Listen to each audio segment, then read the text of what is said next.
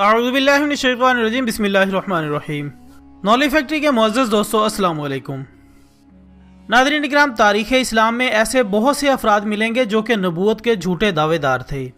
ان میں بعض بہت مشہور ہوئے اور بعض گمنام ہو گئے، جبکہ بذریعہ وحی حضور صلی اللہ علیہ وآلہ وسلم کو یہ معلوم تھا کہ بعض جھوٹے نبی پیدا ہوں گے، لہٰذا آپ صلی اللہ علیہ وآلہ وسلم نے پہلے ہی ان لوگوں سے امت کو آگاہ کرتے ہوئے فرما دیا تھا کہ بے شک میری امت میں 30 کذاب ہوں گے کہ ہر ایک اپنے آپ کو نبی کہے گا، جبکہ میں آخری نبی ہوں، میرے بعد کوئی نبی نہیں۔ اس کے علاوہ قرآن مجید فرقان حمید سورۃ احزاب میں اللہ تعالیٰ کا ارشاد ہے کہ محمد صلی اللہ علیہ وآلہ وسلم تمہارے مردوں میں سے کسی کے باپ نہیں ہیں، لیکن وہ اللہ کے رسول ہیں اور سب انبیاء کے آخر میں ہیں، اور اللہ ہر چیز کا خوب علم رکھنے والا ہے۔ خواتین حضرات، اس آیت میں اللہ تعالیٰ نے حضور صلی اللہ علیہ وآلہ وسلم کو خاتم النبیین کہہ کر یہ اعلان فرما دیا کہ آپ صلی اللہ علیہ وآلہ وسلم ہی اللہ کے آخری نبی ہیں، اور اب قیامت تک نہ کسی کو منصب نبوت پر فائز کیا جائے گا اور نہ ہی منصب رسالت پر۔ لیکن اس کے باوجود تاریخ میں کچھ ایسے کذاب بھی آئے جنہوں نے نہ صرف اللہ کی آیتوں کی خلاف ورزی کی بلکہ نبوت کے دعوے دار بھی ٹھہرے۔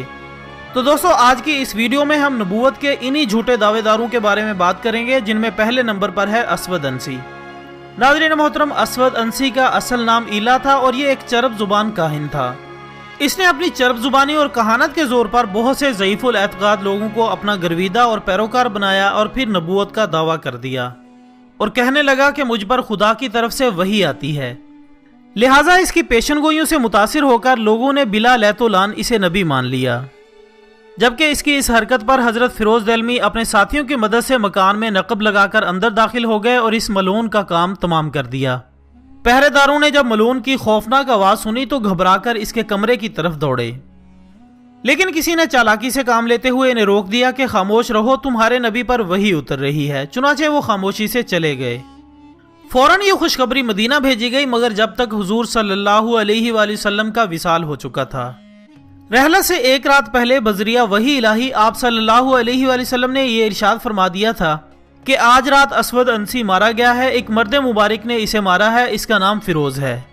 پھر آپ نے فرمایا فازہ فیروز، یعنی فیروز کامیاب ہو گیا۔ اس طرح یہ ناپاک نبوت کا دعوے دار اپنے انجام کو پہنچا۔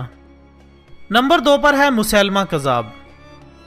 ناظرین اکرامی، اس کا نام مسیلمہ بن سمالہ تھا۔ ایک روایت کے مطابق یہ مسلمان ہو گیا تھا، مگر نجد جا کر مرتد ہو گیا اور نبوت کا دعویٰ بھی کر دیا۔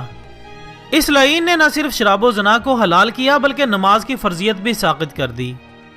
کہا جاتا ہے کہ یہ ایک بوڑھا اور انتہائی مکار انسان تھا۔ دوستو، تاریخی گواہیوں کے مطابق یہ حضور صلی اللہ علیہ وآلہ وسلم کے وصال کے بعد بھی زندہ رہا۔ خلیفہ اول حضرت سیدنا صدیق اکبر رضی اللہ تعالیٰ عنہ کے زمانے میں صحابہ کرام کے اجماع اور مشورے سے حضرت خالد بن ولید رضی اللہ تعالیٰ عنہ نے اسے بمائے 28,000 منکرین ختم نبوت کو جہنم رسید کیا۔ اسی طرح نمبر 3 پر ہے سجا بنت حارث۔ خواتین حضرات، سجا ایک عورت تھی جس نے جب بنی تغلب میں اپنی نبوت کا دعویٰ کیا تو چند ہوس پرست اس کے ہمنوا ہو گئے۔ یہ مسیلمہ کذاب ہی کے دور کی بات ہے اور اس نے اس جھوٹی نبوت کی مقبولیت سے خائف ہو کر اس سے ملاقات کی اور اس سے شادی بھی کر لی۔ کہا جاتا ہے کہ نبوت کے ان جھوٹے دعوے داروں نے حق مہر میں سجا کے پیروکاروں کو صبح اور عشاء کی نماز معاف کر دی۔ اتنے میں حضرت خالد بن ولید رضی اللہ تعالیٰ عنہ کا لشکر آ پہنچا اور ان پر غالب آ گیا۔ ایک روایت کے مطابق سجا اور اس کے پیروکاروں نے اسلام قبول کر لیا تھا۔ نمبر 4 پر جو کذاب ہے اس کا نام ہے طلیحہ۔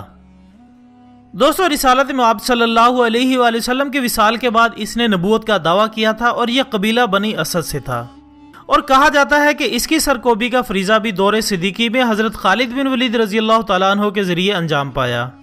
نمبر 5 پر ہے مرزا غلام احمد قادیانی۔ خواتین حضرات، اس ملعون نے سن 1900 میں انگریزوں کی سازش اور منصوبے سے قادیان پنجاب میں نبوت کا دعویٰ کیا۔ دراصل یہ ایک رونگ نمبر عالمی دین تھا جسے انگریز کی سرپرستی بھی حاصل تھی، لہٰذا جلد ہی یہ کامیاب اور مقبول مقرر کی حیثیت سے مشہور ہوا اور ایک اچھا خاصا طبقہ اس سے متاثر بھی ہو گیا۔ دوستو، اس نے 1882 میں یہ دعویٰ کیا کہ اسے کثرت سے الہامات ہوتے ہیں۔ پھر 1888 میں مہدی موعود بنا اور 1901 میں نبوت کا دعویٰ بھی کر دیا۔ 29 مئی 1908 کو اچانک قہر خدا کا شکار ہوا اور ہیضے سے لاہور میں پخانے کے اندر اس کی موت واقع ہوئی۔ ناظرین کرام، یہ وہ 5 جھوٹے کذاب تھے جنہوں نے نبی ہونے کا دعویٰ کیا۔ اور آخر میں دعا ہے کہ اللہ تعالی ہمیں ختم نبوت صلی اللہ علیہ وآلہ وسلم کا پرچم سر بلند رکھنے کی توفیق عطا فرمائے، ایمان پہ زندگی اور ایمان پہ موت نصیب فرمائے، آمین ثم آمین۔ ویڈیو پسند آنے کی صورت میں اسے لائک کریں اور اسے دوسرے دوستوں کے ساتھ ضرور شیئر کیجیے گا۔ ہم کل انشاءاللہ دوبارہ حاضر ہوں گے ایک اور اچھی سی ویڈیو کے ساتھ، تب تک کے لیے اجازت دیجیے گا۔ اپنا دوستوں، رشتہ داروں اور گرد و نواح کے تمام لوگوں کا بہت خیال رکھیے گا۔ اللہ حافظ۔